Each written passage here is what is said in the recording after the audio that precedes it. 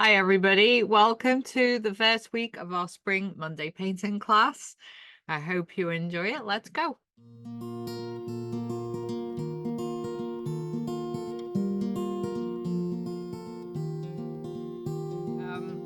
So this is Rockwood Conservation Area, one of my favorite places to kayak. I just love it, and the water is so clear, it's just gorgeous.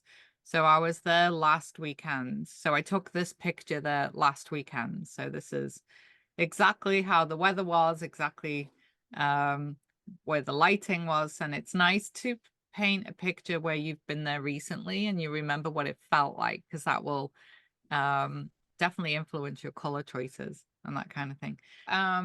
So the first thing we're going to do is a thumbnail sketch. And it's important that this is done in the same proportions as your canvas shape and size. So it's what I would do is if you're painting on a canvas such as like an 8x10, just scale it down by half. But make sure that however you scale it down onto your sketch, you do make sure that you have a little bit of space around the edge to put any notes or to shift the border if you decide, oh, actually I want the tree a bit further across. If you want to do that instead of erasing it, you can just move the boundaries of the border left or right. So, or make it, tall. So it's easier for editing if you draw it within the confines of a frame and you can move the frame. So we're going to draw a frame in the proportions of our canvas. Then we're going to ascertain our focal point. And then we're going to look at foreground, middle ground, background. Then we're going to be focusing on our value scale. So starting with our number 9s, all of the darker shades, and then all of our zeros. So we're making ourselves a plan, a kind of painting by numbers plan. Then we're going to look at color palette and style. So do you want this to be a kind of a group of 7 colorful stylized version? Do you want it to be more kind of like similar to the photograph as far as color palette and lots of detail? Or are you going to go, quite abstract? So planning the style ahead of time is quite useful rather than kind of as you go. I'd also want you to look at light source. So in this picture, where do you think the light is coming from? The mid-right side, From a the little bit right, above the trees, above the trees. around the trees. As in the right side of the photograph? Yes. Yeah. I think it's, yeah. What about everybody else? Where do you think the light is coming from? Well, the shadows are on the right. Those rocks sort of in the Yeah. foreground. Yeah. So it's sort of the sun is high, but coming more from the upper left. Yeah. Yeah. So the sun was behind me in the upper left when I took the photograph. And an easy way to look at it is if you look at the focal tree, the shadows are on the right, so the light will be on the left. Right. So it was kind of behind me and high. It was midday, so the light was very high. Yeah, and it was just perfect blue skies. There was not a cloud in sight. It was just gorgeous. What about color palette? If you were gonna do a realism color palette, what color palette would you choose?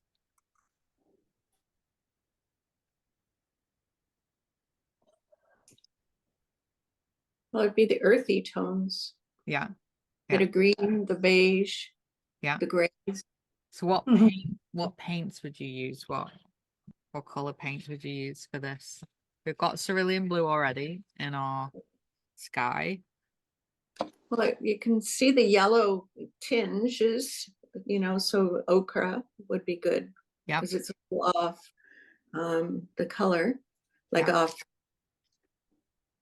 the browns. And what trees are very gray.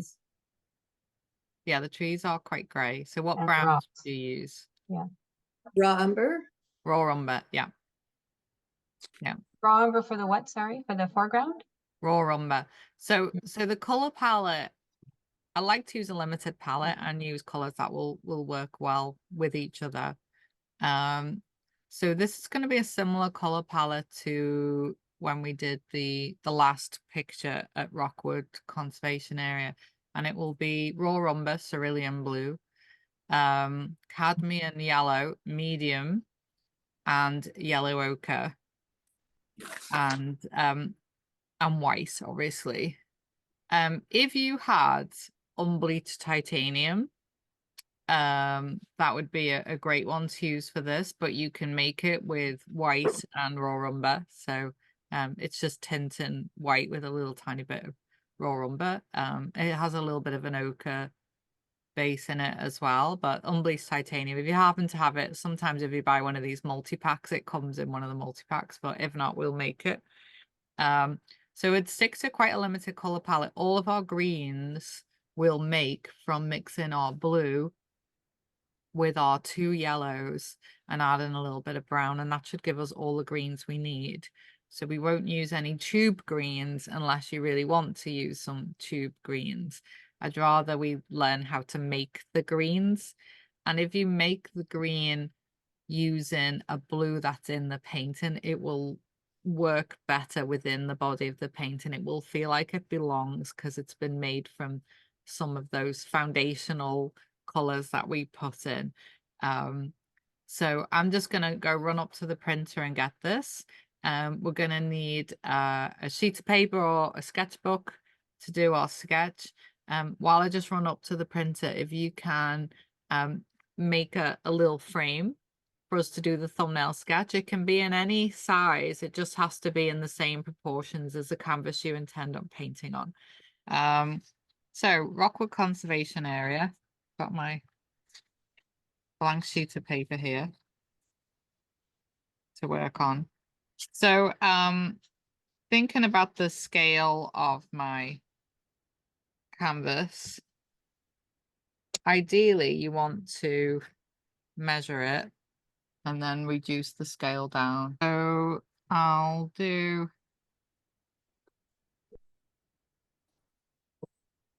7 by 5.5.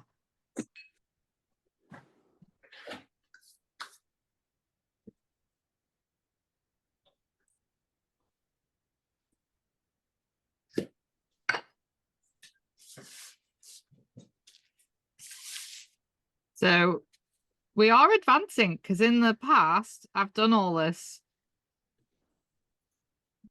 and you've just painted from my painting, and now we are planning together from the beginning. I haven't done it for you, so this is quite exciting.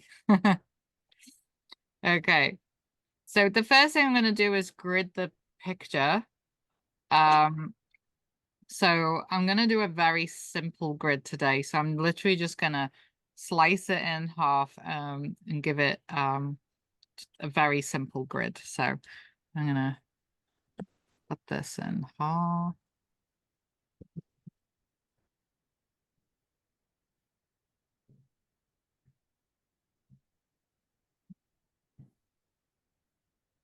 So I'm not going to do a particularly complicated grid today. Oh, something underneath.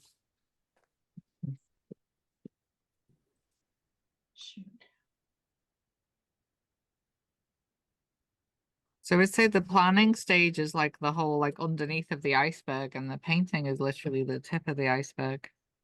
But the planning really helps us execute the painting. So I'm going to do the same thing. I'm just going to slice my plan in half.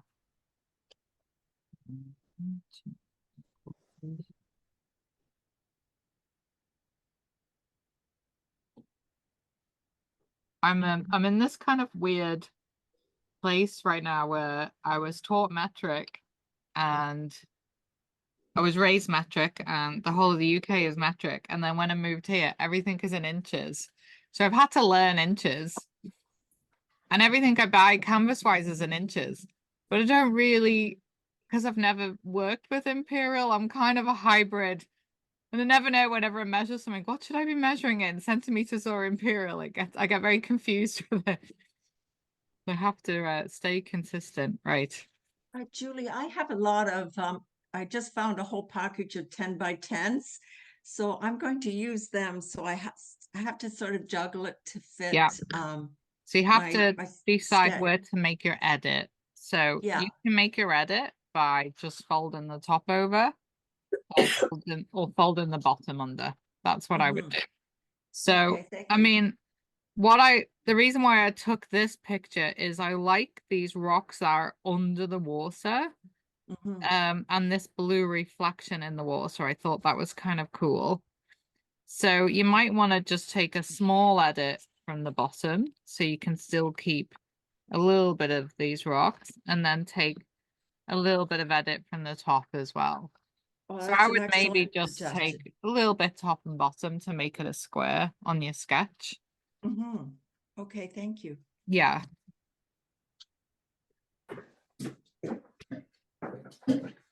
Okay, so as I say, you could grid this a lot more.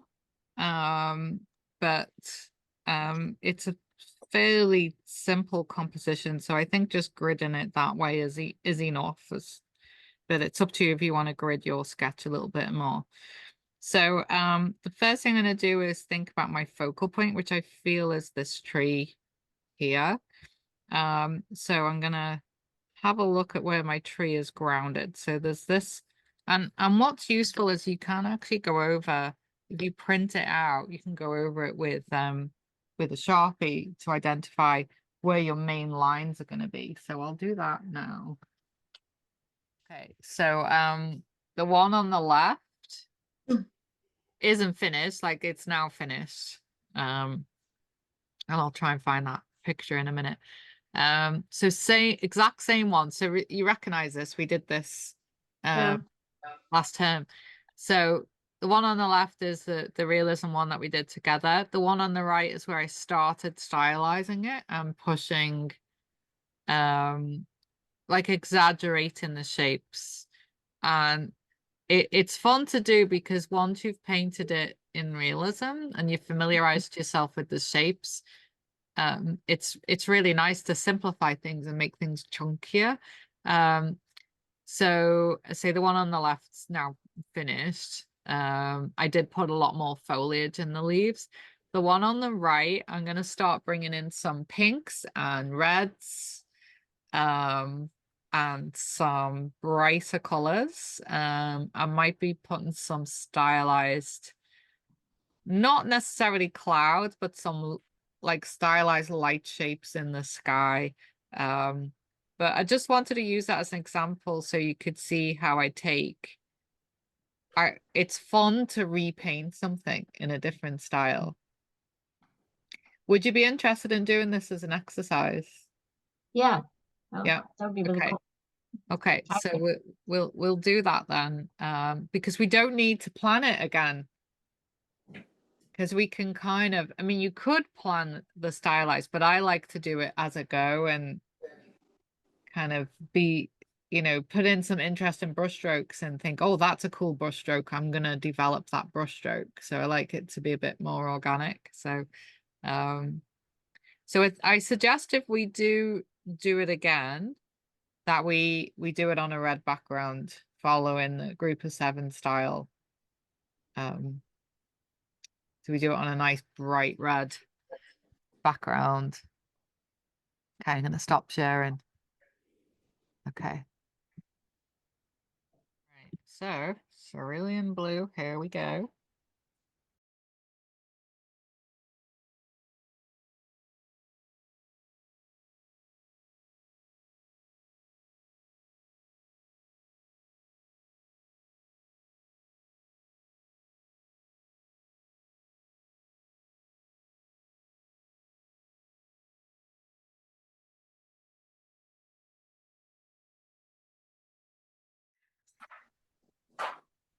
Okay. So if you wanted to, you could put your grid with thin down paint or like really thin down paint. If you want a little bit of a guide, you can even, You know, if you wanted to, you could grid your canvas with very thin down paint, if that is helpful to you.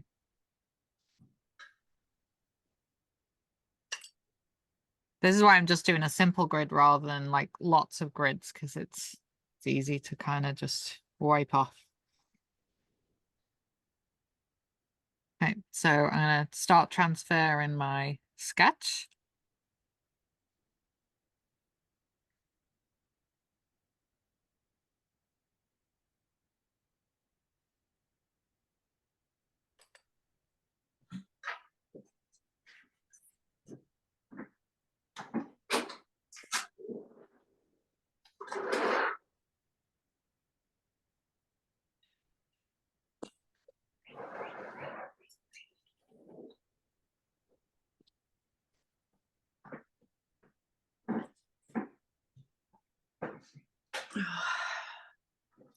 How detailed should we get the sketch? Not detailed at all. You're just deciding where your shapes are going to go.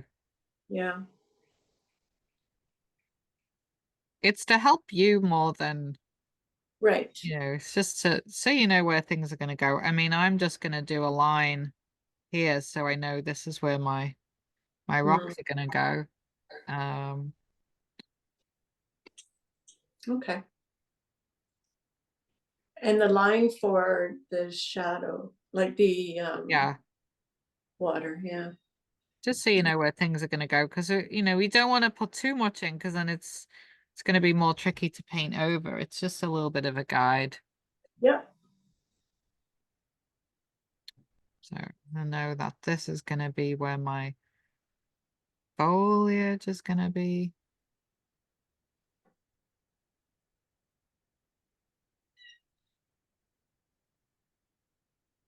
I say it's just a little guide.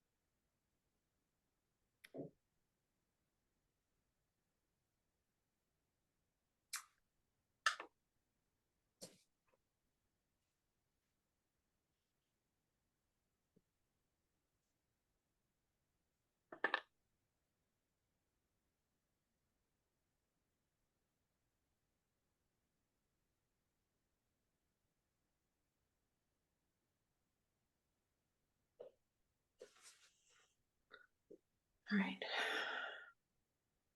Oh, that's right.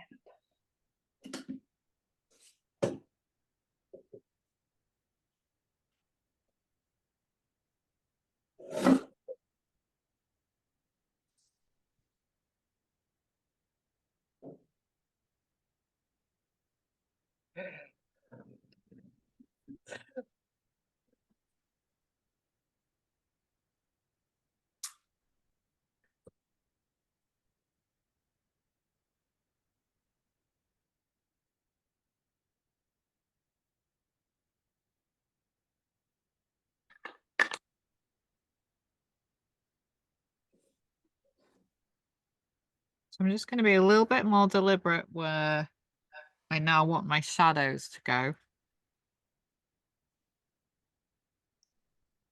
Still with thin down paint, but I'm just establishing where the shadows are going to be.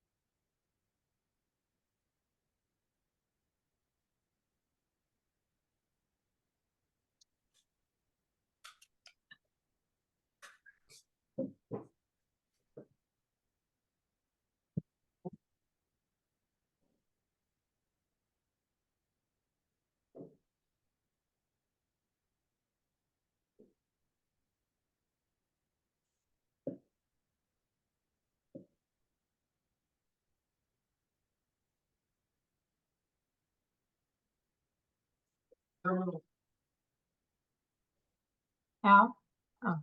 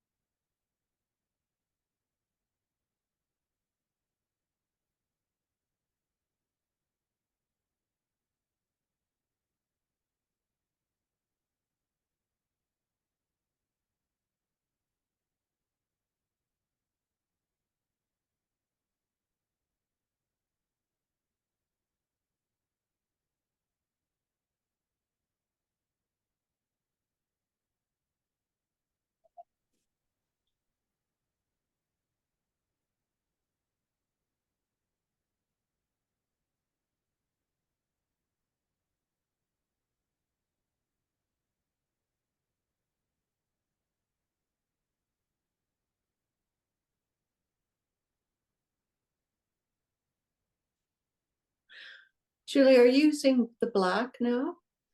It's just thin down black, yeah. A thin black still, Yeah. okay.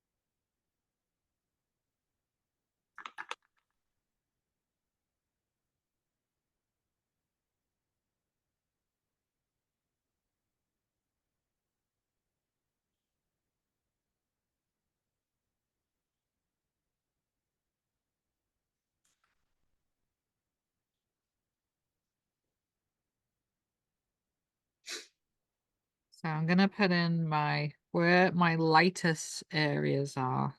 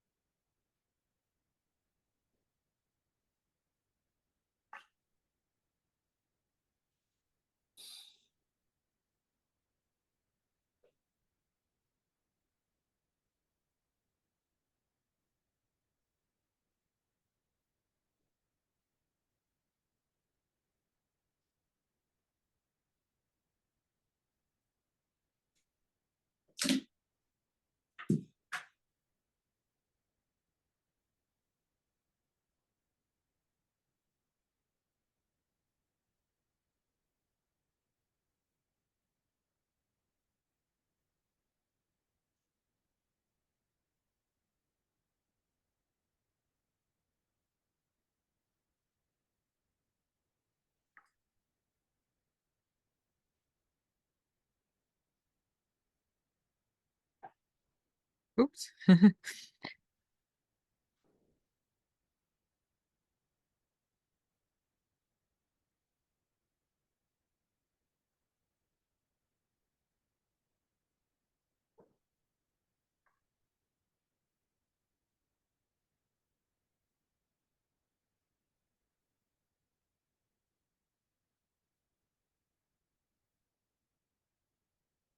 There's an artist that I follow that does his whole painting in grayscale before. So he does a whole grayscale underpainting before he puts color onto it. So he'll do this process, but then he'll put in all of the mid-tones as well in grayscale and then paint over it all. It's a really interesting process. I don't know if I could personally be bothered doing that, but did you know the artist hack for getting your paint out your tube and then you just give it a little fold and then put it back in like that? Did you know? Have you ever seen that before? No, show us again. So you cut it in half so you can get the paint out, and then so it doesn't dry out, you just fold it in and do that Oh, cool. so that you can keep scooping out of it. So that way you're never throwing tubes of paint away. You just make a little mini tube. It was actually I watched an Instagram hack on women getting the moisturizer dregs out of the makeup things, and I went, I'm sure I could use that for paint. So Yeah, I was just gonna say it's a moisturizer thing too. yeah. So that is where I wanted us to get today.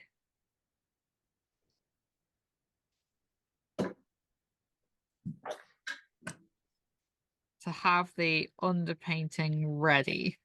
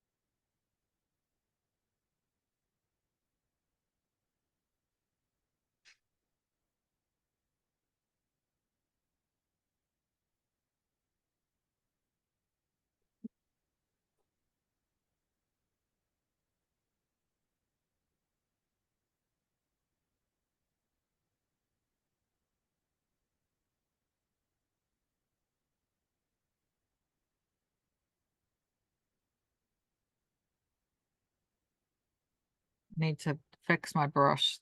I have a broken brush.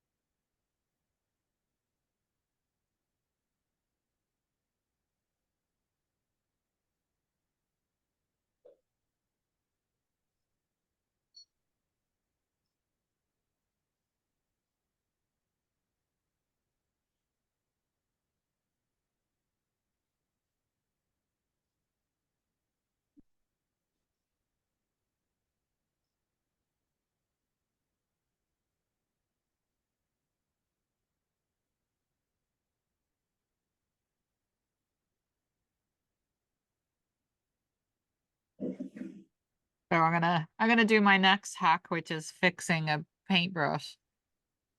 Electrical tape. The best for fixing paintbrushes.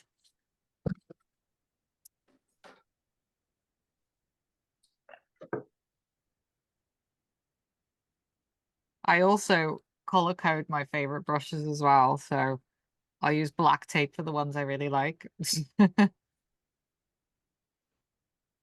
Because if you stretch it while you're putting the tape around, the electrical tape's waterproof. And if you pull it while you wrap it around the brush, it you never have to fix it again. That's my little paintbrush hack there for you, how to fix a paintbrush. Better than glue, because glue will just do the same thing again. I know somewhere up ahead, your path